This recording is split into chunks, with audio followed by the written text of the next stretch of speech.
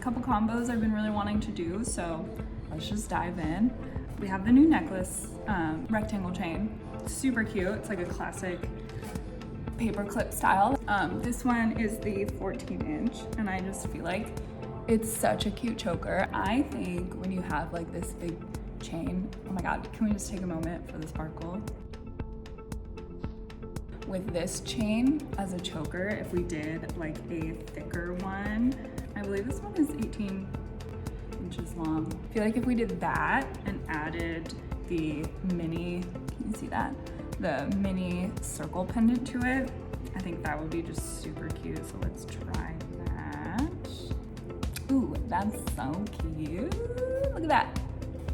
And then I feel like, I mean, if we really wanted to do this up, like if you're going out on the town or something, I feel like it would be cute to do like a situation where you have a little bit longer of a rectangle chain, like that. And then with like our hammered collar, which I'll show you, little hammered collar on top, you can kind of adjust these ones too. I just feel like that is such a fun necklace stack. I'm probably gonna wear this all day today. This is just a couple ways to style the rectangle chain. I will see you guys later. If you have questions, let me know.